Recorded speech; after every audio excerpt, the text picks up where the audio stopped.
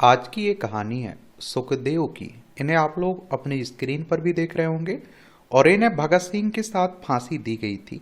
तो इनके बारे में एक सामान्य जानकारी हम लोग देख लेते हैं, जान लेते हैं। आज़ादी की लड़ाई लड़ने वालों में सुखदेव की ख्याति एक रणनीतिकार के तौर पर थी। लाला लाजपत राय की मौत के बाद स्वतंत्रता सेनानियों की बैठक हुई थी और जिसकी अध्यक्षता दुर्गा भाभी ने की थी। वो सभी दुनिया को दिखाना चाहते थे कि भारत के लोग लाला लाजपत राय की मौत को आसानी से स्वीकार नहीं करेंगे। इस बैठक में भगत सिंह, सुखदेव, राजगुरु और चंद्रशेखर आजाद शामिल थे। दुर्गा भाभी ने घोषणा की कि लाला लाजपत राय की मौत का बदला उन पर लाठीचार्ज करवाने वाले जेम्स स्कॉट की हत्या कर लिया जाएगा। कुलदीप नैयर अपनी किताब Without Fear the Life and Trial of Bhagat Singh में लिखते हैं, दुर्गा भाभी ने वहां मौजूद सभी लोगों से पूछा कि ये काम कौन करना चाहेगा। सभी लोगों ने अपने हाथ उठाए और सुखदेव एक काम खुद करना चाहते थे, लेकिन उनको इसलिए नहीं चुना गया कि वो मुख्य रणनीतिकार थे। इसके बाद सुखदेव ने इस काम के लिए भगत सिंह, राजगुरु और चंद्रशेखर आजाद और जय गोपाल को चुना। और आप देखिए, नैयर लिखते हैं कि सुखदेव ने योजना बनाई कि भगत सिंह स्कॉट पर गोली चलाएंगे। जैसे ही भगत सिंह के नाम का ऐलान हुआ, कमरे में फुसफुसाहट होने लगी कि भगत सिंह की बढ़ती लोकप्रियता को देखकर कहीं सुखदेव उनसे पिंड तो छुड़ाना नहीं चाहते हैं। और ये बात साफ थी कि स्कॉट पर गोली चलाना मुश्किल था, लेकिन उसके बाद पुलिस की गिरफ्त से बच निकलना उससे भी ज्यादा मुश्किल काम था। सुखदेव ने इस फुसफुसाहटों पर ध्यान दिए बगैर पूरा प्लान तय किया। राजगुरु भगत सिंह को कवर देंगे और आजाद उनको वहां से सुरक्षित निकालने के इंचार्ज होंगे और जयगोपाल जेम्स स्कॉट की पहचान करेंगे। पार्टी ने नाम दिया देहाती और जयगोपाल की गलती की वजह से गोली स्कॉट की बजाय सैंडर्स को लगी। सुखदेव ने ही योजना बनाई कि भगत सिंह देहरादून एक्सप्रेस से कलकत्ता के लिए रवाना होंगे। सुखदेव ने तय किया कि भगत सिंह दुर्गा देवी के पति के तौर पर ये यात्रा करेंगे। दुर्गा देवी नाम बदलकर सुजाता के तौर पर यह सफर तय करेंगी और जबकि यात्रा के दौरान भगत सिंह का नाम रंजीत होगा। दुर्गा भाभी का 3 साल का बेटा सचिन भी उनके साथ जाएगा। इस दौरान राजगुरु भी उनके साथ रहेंगे, लेकिन एक नौकर के तौर पर रेलगाड़ी के दूसरे डिब्बे में। योजना इतनी सटीक थी कि कोई भी भगत सिंह की पहचान नहीं कर पाया और वो लाहौर से सुरक्षित बाहर निकल गए।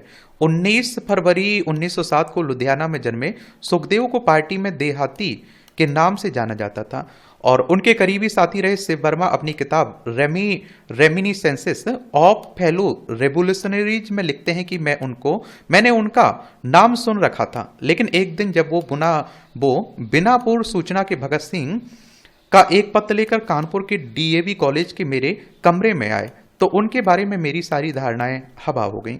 मेरा विचार था कि देहाती वाकई कोई गांव में रहने वाला अशिक्षित या कम पढ़ा लिखा शख्स होगा, लेकिन मैंने उन्हें बलिष्ठ कद काठी वाला व्यक्ति पाया। उनका रंग गोरा था और उनके बहुत सुंदर घुंघराले बाल थे और उनकी आंखें बहुत कोमल थीं। वो मेरे कमरे में कुछ दिन रहे। इस बीच भगत सिंह भी वहां एक दिन के लिए आए। तब मुझे पता चला कि इस देहाती का असली नाम सुखदेव था।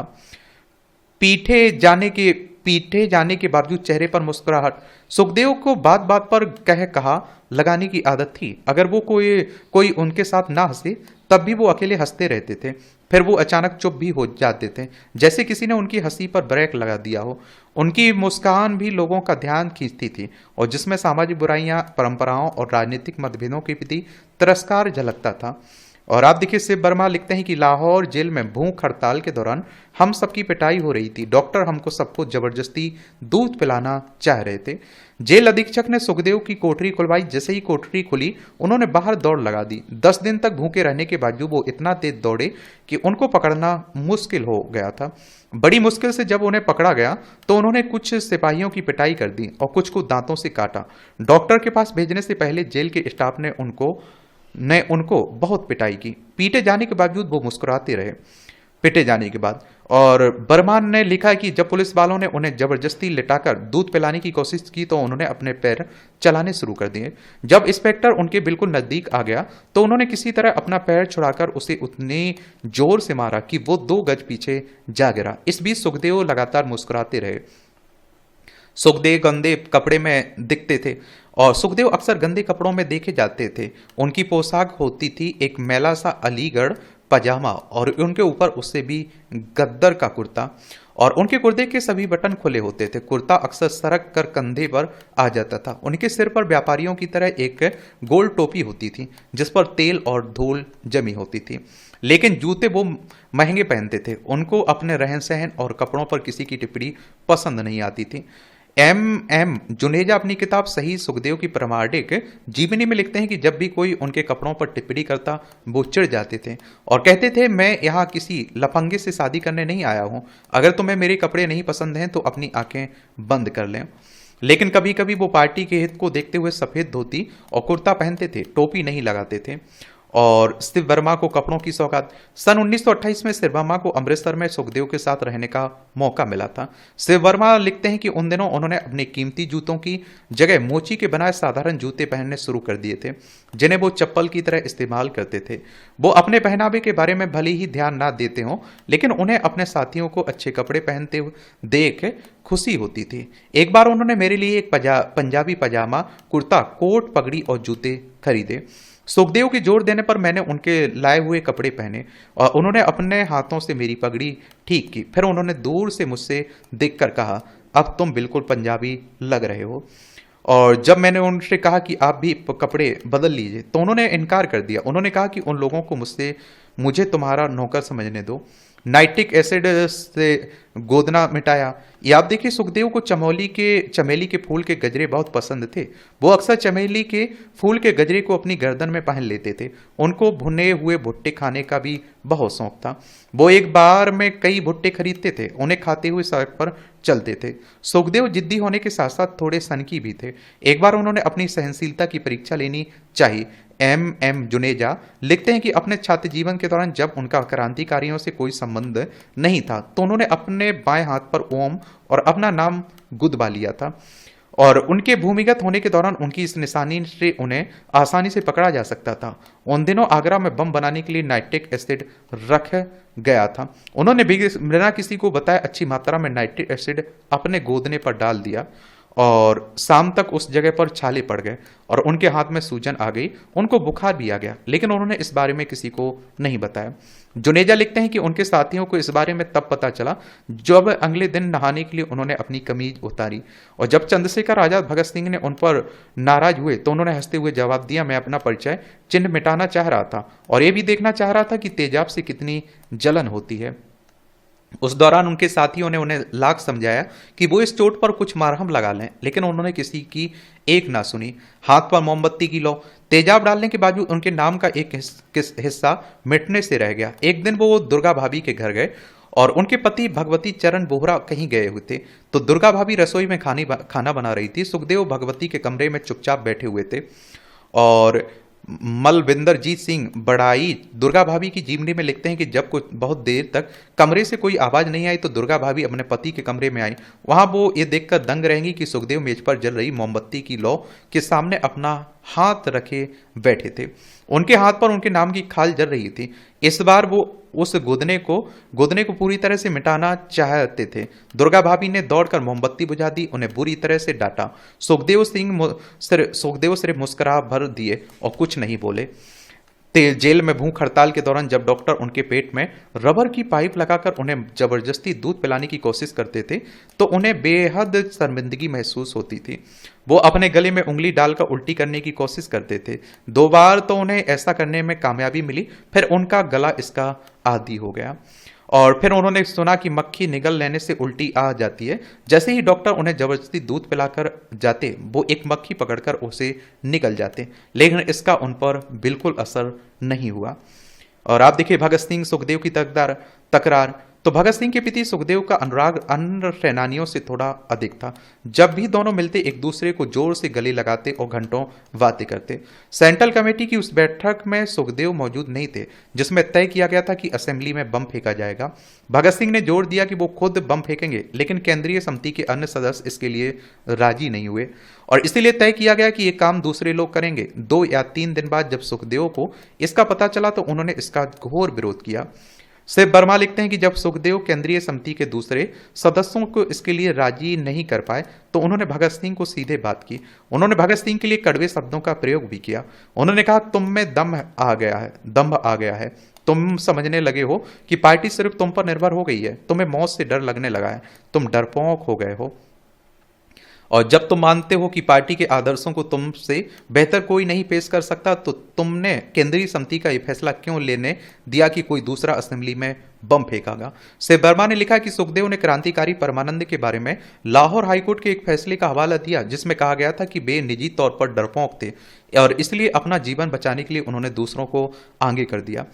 उन्होंने भगत सिंह से कहा था, एक दिन तुम्हारे बारे में भी यही सब लिखा जाएगा। सुखदेव के कहने पर भगत सिंह को चुना गया। जैसे जैसे भगत सिंह इसका विरोध करते रहे सुखदेव के शब्द तीखे होते चले गए। जब भगत सिंह ने कहा कि तुम मेरा अपमान कर रहे हो, सुखदेव ने जवाब दिया, मैं अपने दोस्त के प्रति सिर्फ अपना कर्तव्य निभा रहा हूं। और भगत सिंह के अनुरोध पर केंद्रीय समिति की एक बार फिर बैठक बुलाई गई। इस बैठक में सुखदेव बिना एक शब्द बोले बैठे रहे और भगत सिंह के जोर देने पर केंद्रीय समिति ने अपना फैसला बदल दिया और उन्हें असेंबली में बम फेंकने के लिए चुन लिया गया। सुखदेव बिना एक शब्द बोले उसी शाम लाहौर के लिए रवाना हो गए। बाद में दुर्गा भाभी ने अपने संस्मरणों में लिखा, जब सुखदेव अगले दिन लाहौर पहुंचे तो उनकी आंखें सूजी हुई थी। शायद वो रोते रहे थे। उन्होंने किसी से बात नहीं की लेकिन वो अंदर से हिले हुए थे। उन्होंने अपने सबसे प्रिय मित्र से अपना लक्ष्य हासिल करने के लिए कहा था और उनको पता था कि गिरफ्तार होने के बाद भगत सिंह का जीवित जेल से बाहर आना लगभग असंभव था। भगत सिंह और राजगुरु फांसी के फंदे की तरफ बढ़े। घटना के कुछ दिन बाद सुखदेव को भी गिरफ्तार कर लिया गया और लाहौर कॉन्स्पिरेसी केस में उन पर मुकदमा चलाया गया और उन्हें भगत सिंह राजगुरु के साथ फांसी की सजा सुनाई गई। और पहले तय हुआ कि इन तीनों को 24 मार्च को फांसी दे दी जाएगी, लेकिन फिर सरकार ने 12 घंटे पहले ही 23 मार्च को उन्हें फांसी पर लटकाने का फैसला किया।